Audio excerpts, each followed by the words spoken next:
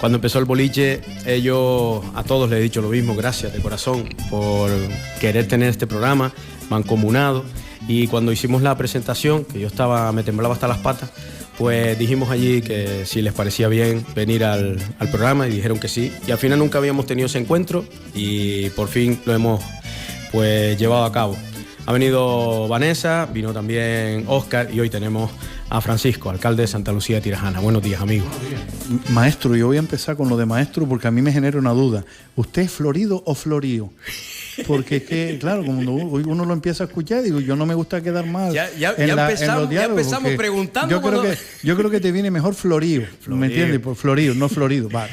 No, entonces empezamos realmente bien. Hay que ser honesto, es florido, de los floridos de Telde, pero sí es verdad que el canario muchas veces es florío, sí, claro. Señor, sí, pero sí. No de darte un florío, sino de florío de apellido. Sí, por favor. Vale. ¿Cuándo vinieron los alcaldes anteriores? Porque el otro día lo estuvimos hablando en la mancomunidad. Lo hemos querido hacer una semana cada uno. Vale. Entonces la primera fue Vanessa, la semana pasada Óscar y hoy me tocó a mí. Sí, muy bien, no me digas usted que me haces más viejo, yo soy un chiquillo. Vale. A lo mejor se me va a escapar usted 1000 veces, lo siento. No haber sido alcalde. Tú tantas veces se te escape el usted, sí. Son días de retraso que te voy a firmar. A ver, es que no se te va a escapar.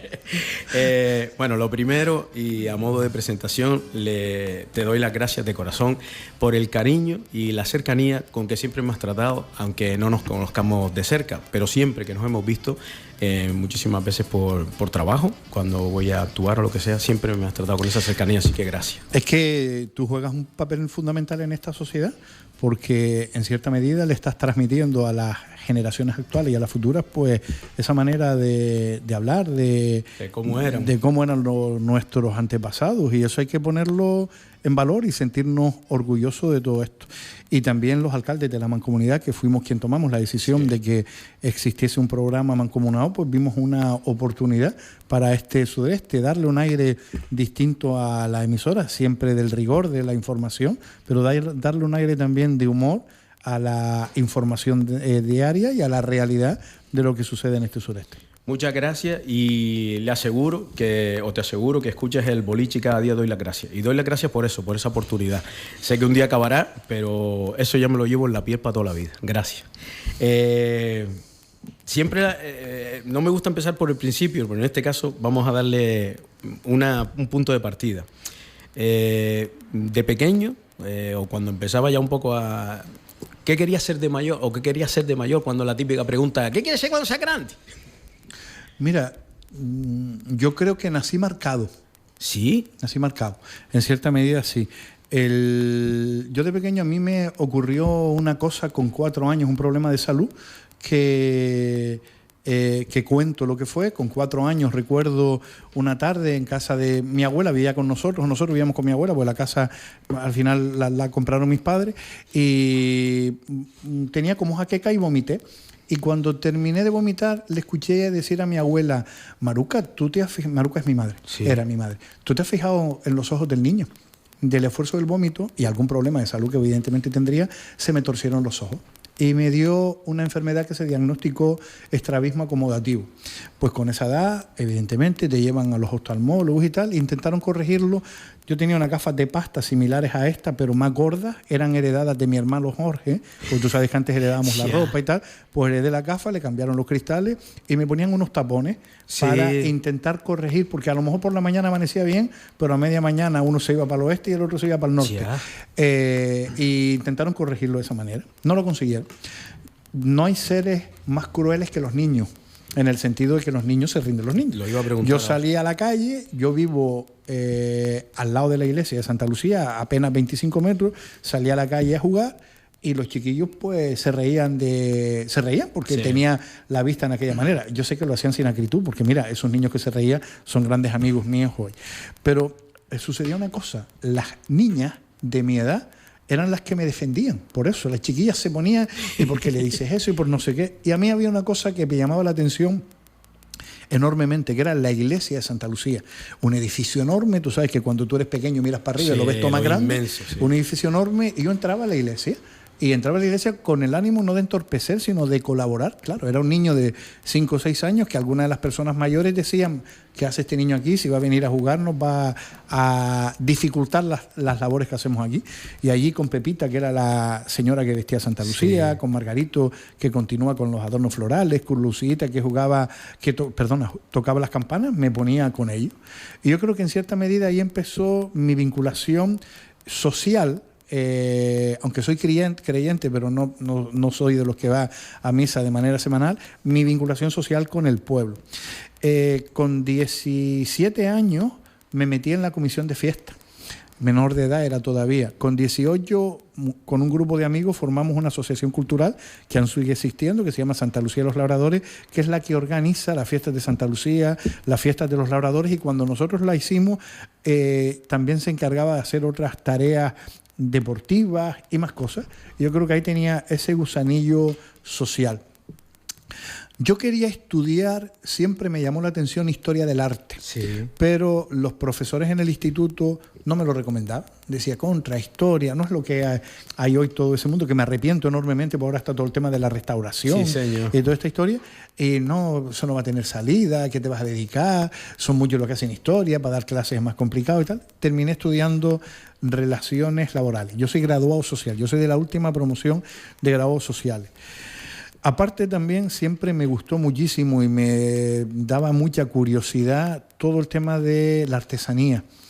Mi padre también era medio artesano, le gustaba trabajar la madera fundamentalmente, luego te arreglaba una cacerola si se te estropeaba, un zapato si se te descosía, pues hacía esas labores. Mi madre le encantaba hacer el ganchillo, el punto de cruz, era una buena repostera. Yo creo que de todo eso me fui nutriendo mientras que crecía.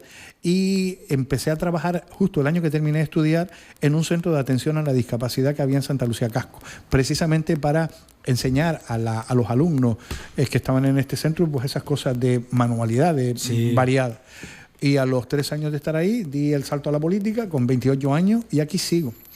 Pero también cuando te decía marcado, vengo marcado en dos sentidos, que desde pequeño siempre tuve una curiosidad y ese gusanillo de ayudar a los demás, porque muchas veces no se ayuda a los demás solo siendo concejal o alcalde de un municipio, se ayuda muchísimamente a tus convecinos, pues formando parte de un club deportivo, de una asociación de vecinos o de una comisión de fiesta. Y ahí que lo haces, quitándole tiempo a la familia y de manera gratuita, porque no recibes ninguna prestación aparte, alguna prestación por hacer eso, ahí es verdaderamente esa devoción hacia tus vecinos.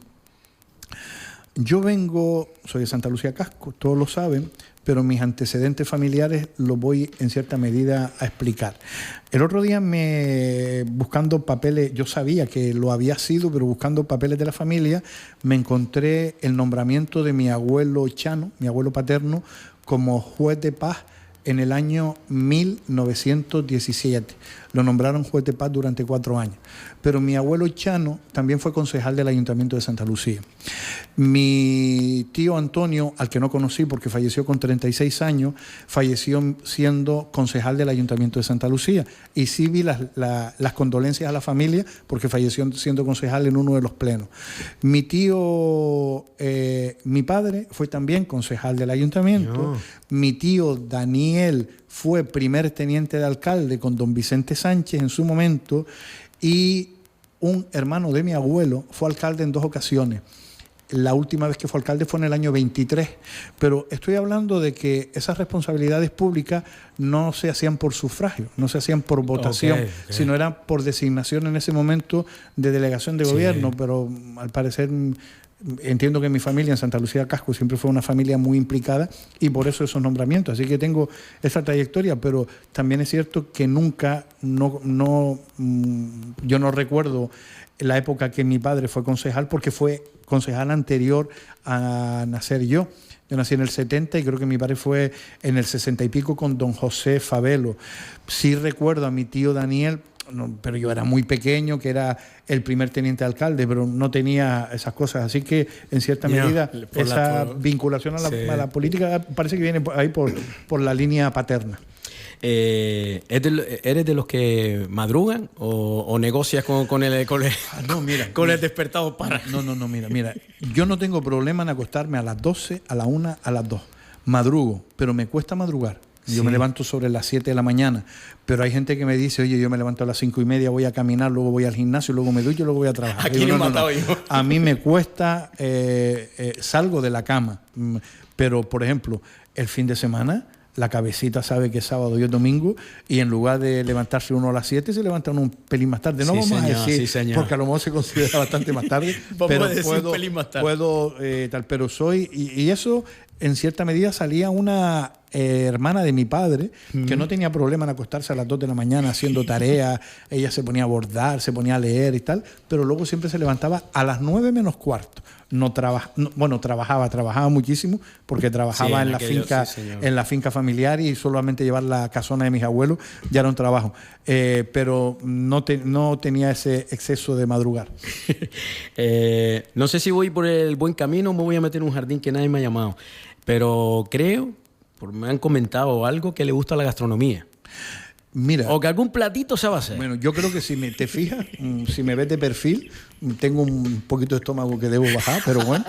Mira. Te decía antes esa curiosidad de los niños.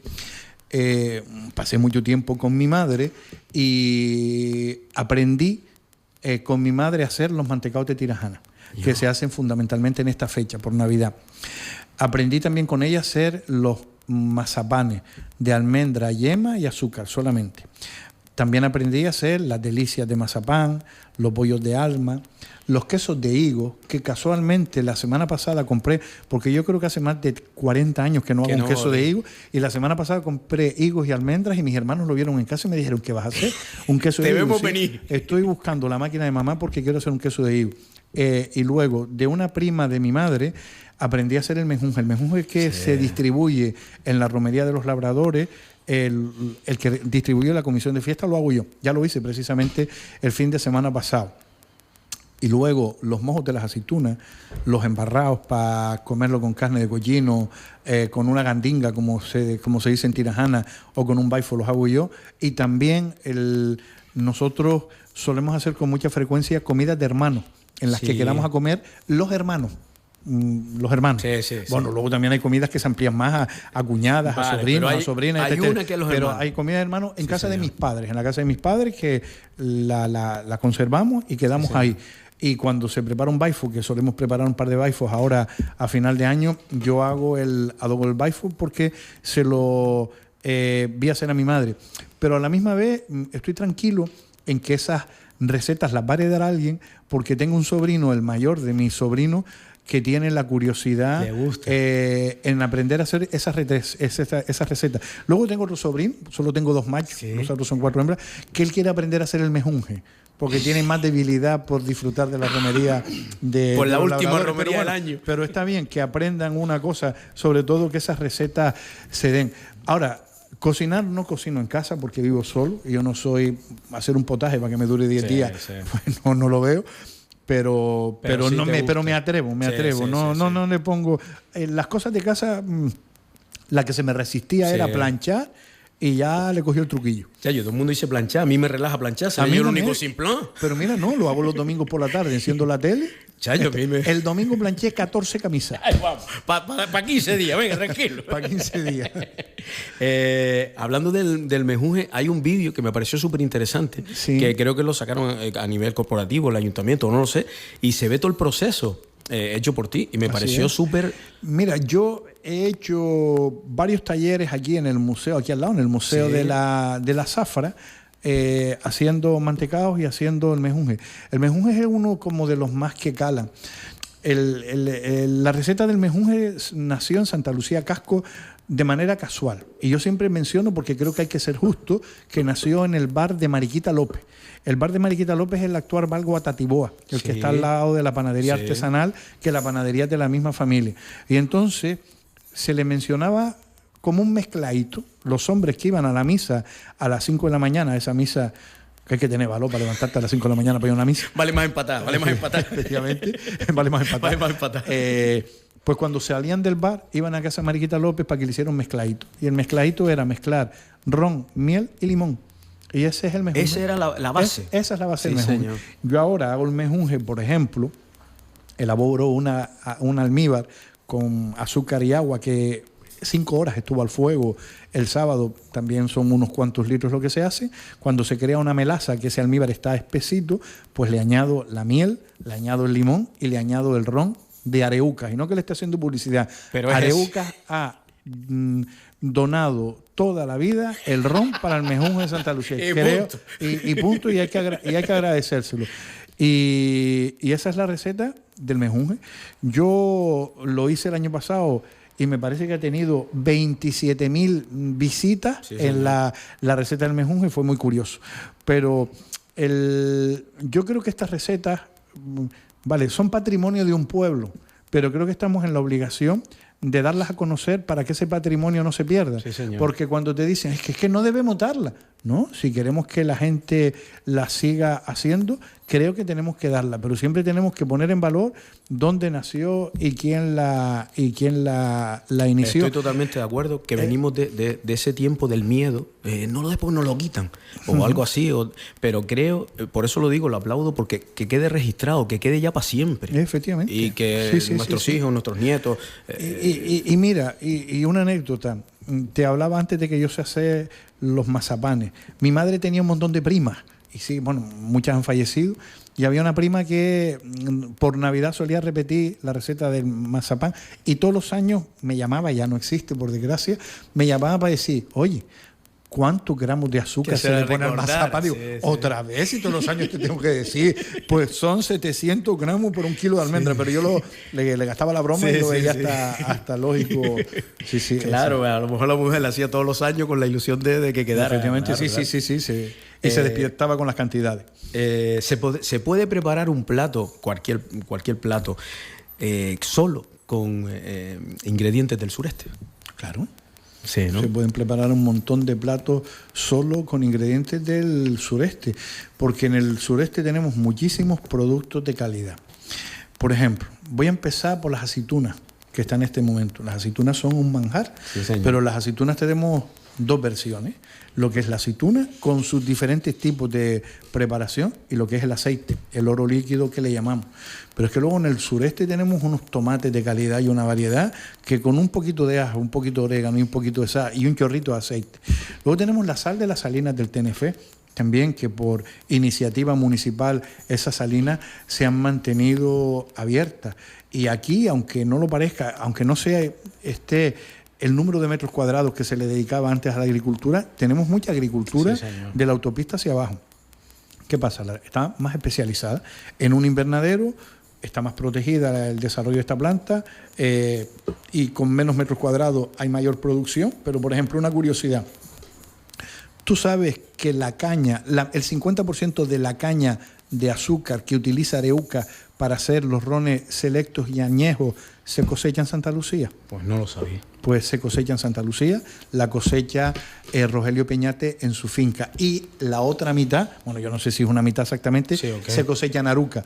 El resto del ron de Areuca, evidentemente la melaza viene de otro destino. Pero el añejo y el selecto se produce aquí. Para mí fue una sorpresa un día que Rogelio Peñate me dice, oye, que voy a cortar, a cegar la caña de azúcar. Me gustaría que vieras cómo es el proceso. Y es una caña de azúcar que tú le quitas, que no tienes que plantarla todos los años, sino la ciegas. Y luego el siguiente año no, el otro ya la puedes volver a cortar. Igual que te digo eso, pues se producen aguacates, se producen pepinos, pimientos y se producen un montón de cosas. Los baicillos que ves cuando subes la carretera de Los Cuchillos en la era del Cardón, también es un manjar que se consume en este sureste, así que hay un montón. Y sobre todo lo que hay es mucha curiosidad por hacer ahora cocina de fusión o cocina de innovación, que te mezclan 4 cosas. Que el otro día en la Feria del Sureste hizo la carne cuando la tienes mucho tiempo cocinando, que se llama una carne mechá. Sí. Una carne mechá de cabra, que estaba deliciosa. Luego cogió queso y lo batió y lo metió en esas botellas que luego te lo sirven a presión. Le añadió un poco de aguacate y millo tostado con pimienta, que estaba delicioso. Y generó... y luego lo montaban todo en un pan brioche de esto, que es como un pan en el que te hacen una hamburguesa en la mitad. Sí. Estaba delicioso y claro, eran productos nuestros de esa cocina de fusión. Pero yo también soy muy amante de la cocina tradicional, que tampoco me gustaría que se perdieran esas recetas. Por ejemplo, me arrepiento enormemente de no saber hacer una sopa que hacía mi tía Adela en la finca, que para mí era un manjar de dioses, que te la ponía con bizcocho o con pan del día anterior y desayunábamos eso. Mi tía tenía falleció. Que ver con las fiestas o algo, Francisco? No, eso en lo cualquier hacía momento. Ella, eso lo hacía ella generalmente lo hacía los domingos. Porque los domingos se hacía tal, aunque luego durante la semana lo volvía a hacer, pero no era, por ejemplo, mira, que mis abuelas encima eran familias, eran primas hermanas. Pues mi abuela, una cocinaba distinta a la otra, porque la sopa de mi tía tenía un color totalmente diferente a la sopa que hacía mi madre. No significa que la de mi madre no estuviera buena, también estaba muy buena, pero eran unas sopas distintas. No sé si era también el ambiente, porque mi tía cocinó, hasta que prácticamente dejó de cocinar porque le dio un ictus, en una cocina de leña, que todavía conservamos. Pero cuando te digo que cocinó en una cocina de leña, estuvo cocinando hasta el año 98, 99, hasta el otro día. O sea, las papas que se freían los domingos, se freían en manteca, imagínate. Y yo iba todos los días, todos los domingos, hacía coincidir mi visita a mi tía con el horario de freír las papas. Claro. De casualidad llegaba en el momento para no perder el viaje. Y luego tenía otra costumbre que lo solían utilizar mucho por esta fecha del año. A los niños nos daban anís. Mi tía tenía unas copitas chiquititas que eran un dedal y me daban anís por la tarde. Tengo otra anécdota que luego te comento. Qué curioso eso, los chiquillos viéndolos como... La pregunta, Francisco, era un poco trampa para, evidentemente, hablar de que nosotros tenemos, creo que un manjar y unos productos primarios exquisitos y excelentes. Y eso se ve, por ejemplo, en ferias como la de Kilómetro Cero o la Feria del Sureste, que creo que ha sido...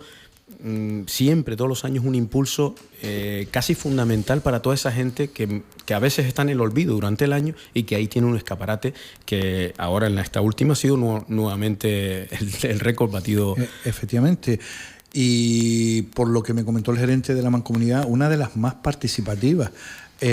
También tenemos una ventaja en este sureste. Los 3 municipios que celebramos la feria en zona de costa, tenemos varias conexiones a la Gran Canaria 1, con lo que puede venir gente de todos los rincones de la isla, y luego nos hemos preocupado de tener un espacio donde desarrollar en sí la feria y de tener también un espacio donde aparcar, pero lo fundamental que hemos hecho de la mano del Cabildo es fomentar y tratar de ayudar al agricultor y al ganadero. Qué mejor que tú le vendas directamente al consumidor, que cuando llegues a la feria te diga, mira, estos aguacates los tengo plantados en la era del Cardón, o los tengo plantados en el Barranco Las Palmas, los riego 3 veces en semana y la variedad es tal, que puedas degustar un queso del sureste que han sido premiados a nivel mundial. Es que tenemos la materia prima y es en cierta medida una obligación de la administración fomentar este tipo de productos. Muchas veces a lo mejor el vecino no entiende lo que es kilómetro cero, o dice, ¿qué es eso de un producto kilómetro cero? Antes era como vender coches, ¿no?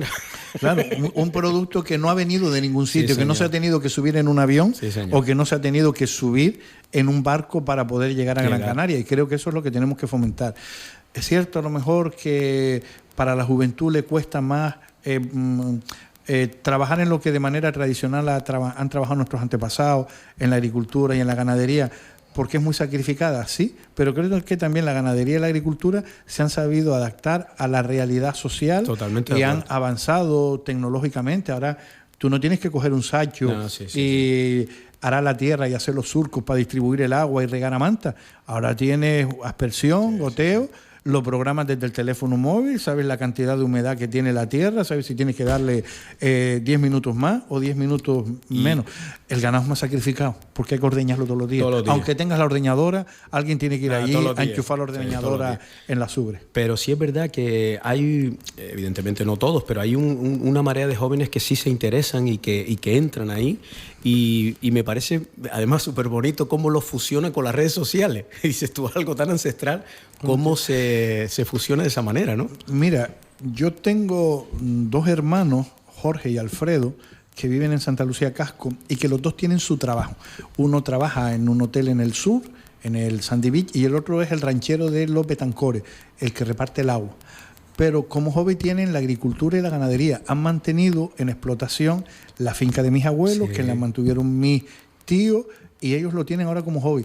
Y la verdad que es súper sacrificado. Pero cuando uno llega también a la finca familiar, ver los surcos perfectamente alineados, que puedas que digas, hoy mañana voy a hacer un potaje, vas a dejar cercado a coger la piña, o que te puedas tomar una taza de leche recién ordeñada como hacíamos de pequeño con un pisco gofio, eso también es un poco un privilegio de aliciente. Sí. Ojalá se garantizara que generaciones futuras lo tuvieran, pero yo creo que con el valor que se le está dando a la agricultura se puede vivir perfectamente de eso. A ver, no siendo excesivamente ambicioso, pero si tenemos un buen restaurante en el que colocar nuestra materia prima o en un mercado, a mí me parece también que se debe pagar lo justo al agricultor. Eso cuando empiezan, que si el agricultor se lo vendió a un intermediario, y al intermediario al otro intermediario, y el tercer intermediario, y el agricultor vendió las habichuelas por 0,80 y vas al supermercado y las habichuelas están a 6 euros, oye, pues también te fastidia enormemente de eso. Por eso hay que fomentar este tipo de ferias. Quizás también ir tirando un poco de ilusión. ¿Cómo ves Santa Lucía de Tirajana en el futuro? Mira, yo creo que habla de ilusión. Yo creo que es un territorio muy ilusionante y es un territorio con muchísima pujanza económica. Yo cada vez que tengo posibilidad hago una reflexión. El municipio de Santa Lucía de Tirajana es el municipio de mayor expansión demográfica de todo el archipiélago. No estoy hablando de la isla de Gran Canaria, de todo el archipiélago.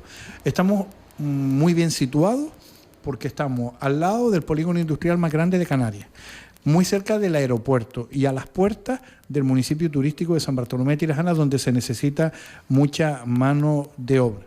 El desarrollo se vinculó a la agricultura de exportación. Ya, por desgracia, no hay tanta agricultura de exportación porque en origen, donde necesitan ese producto, ya se han implantado los invernaderos de alta tecnología. Pero creo que nos hemos sabido adaptar al paso del tiempo y creo que este territorio da muchísimas oportunidades. No es una casualidad que gente del interior de la isla o de otras islas pequeñas hayan decidido venir a vivir a Santa Lucía de Tirajana, incluso de otras personas que vienen de otros destinos, porque al final todos somos necesarios.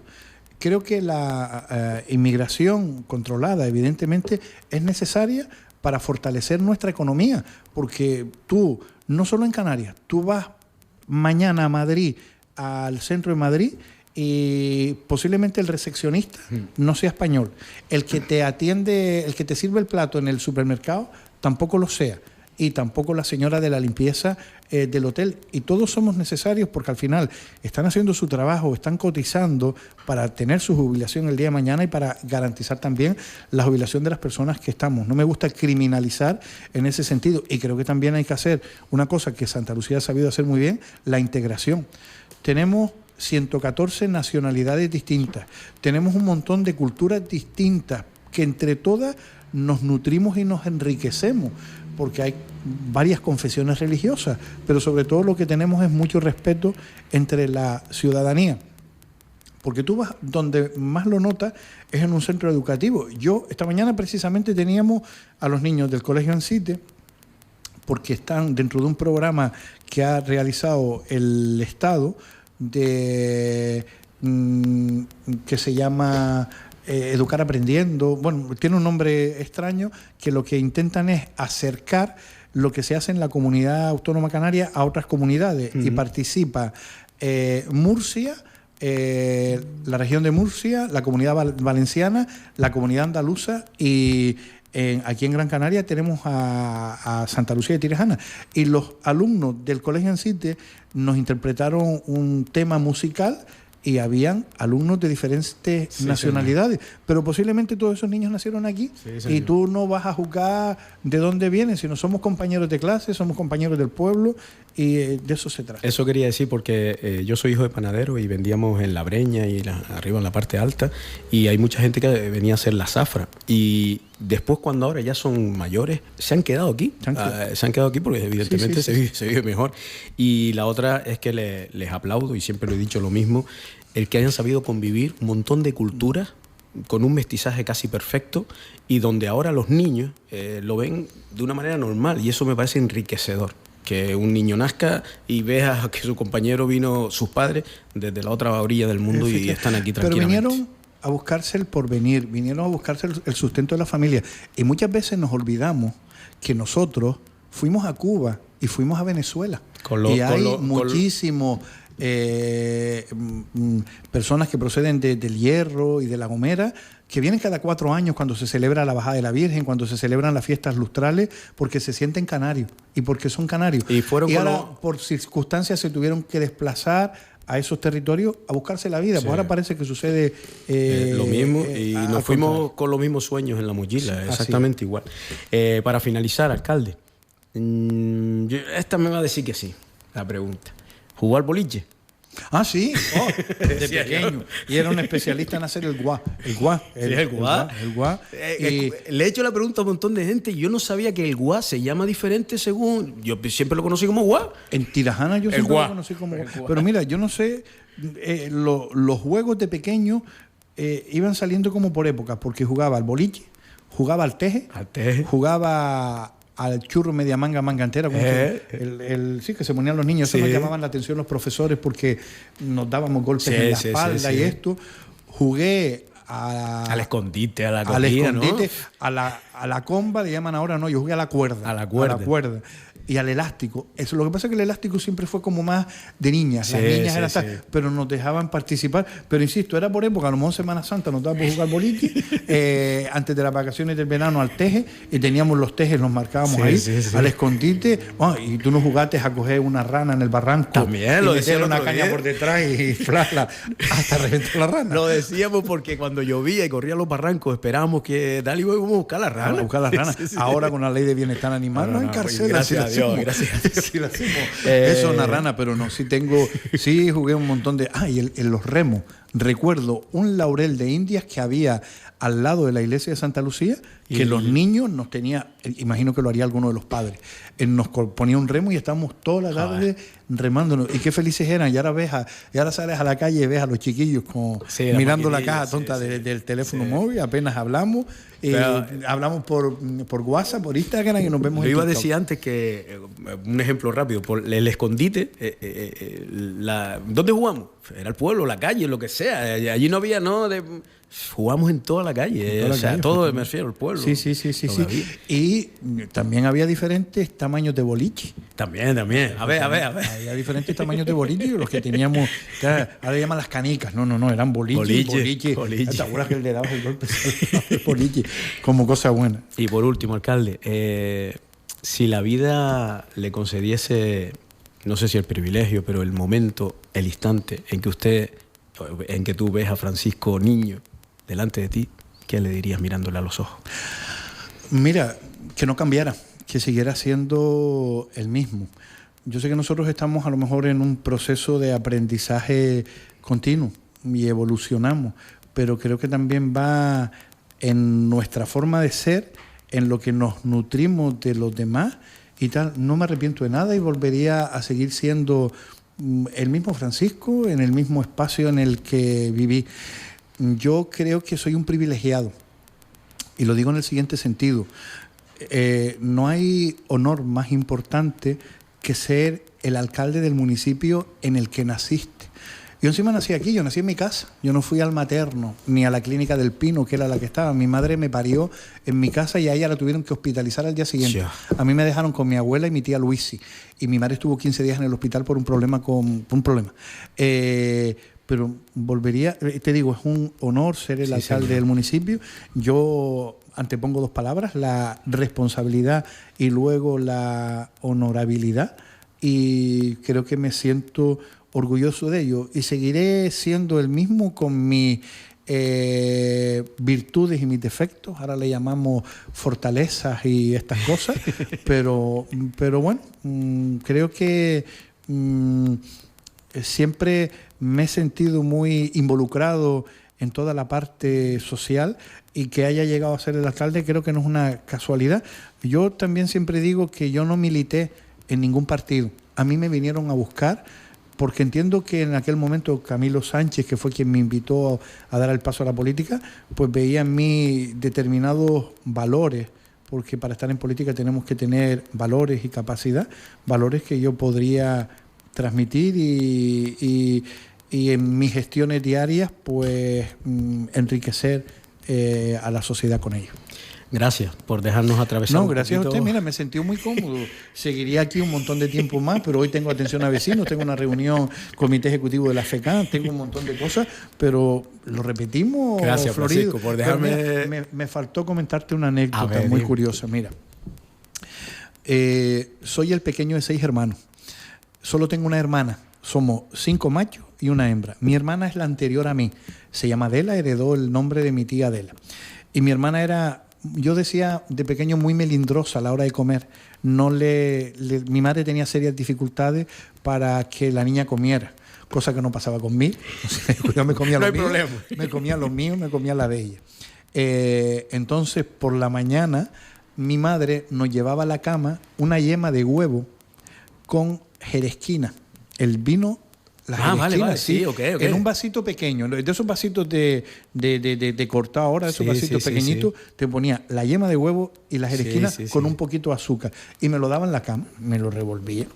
Pues un día estaba en primero de GB, que era cuando entrábamos al colegio, porque mientras era una amañá que le daba a mi madre un dinero y me enseñaba las primeras letras y a sumar y tal, pero no, ya yo estaba en educación general básica, don Enrique era el maestro, y el colegio el centro estaba dividido, pero ya los niños estábamos mezclados, ¿me entiendes? Había una parte que le llamaban la de los niños y otra la de los niños, pero estábamos mezclados. Yo siempre estuve con niños y niñas. Entonces recuerdo estar en fila para entregarle la libreta con los deberes al maestro y me desmayé. Antes de llegar a don Enrique me desmayé. Pues se comprende que estuve un montón de rato sin sentir, que recuerdo que desperté o volví en sí en el otro ala del colegio, sentado en los pies, en el regazo de la directora que se llamaba doña Clara, y doña Clara abanando. Me empezaron a hacer pruebas médicas porque no sabían de dónde. Entonces la médica Araceli le pregunta a mi madre, Maruca, ¿qué desayuna el niño? Le dijo lo que desayunaba y luego le dice, ay, pero espérate, Araceli, yo al niño en la cama le doy un vino San Clemente con una yema para fortalecerlo. Y dice, Maruca, el niño lo que tenía era una chispa en el colegio. No me dio mal no probé mal la quinita. Pero mira, las anécdotas de lo que hacían los padres por nosotros. Recordarás también la botella de calcio 20. La botella de calcio 20. Que yo no necesitaba el calcio, pero para que mi hermana se tomara el calcio 20. Mira cómo se lo toma tu hermano. Mi padre me mandaba una cuchara de calcio 20. Gracias, Francisco. Gracias de corazón por el ratito. Un saludo. Hasta otra. Hasta luego.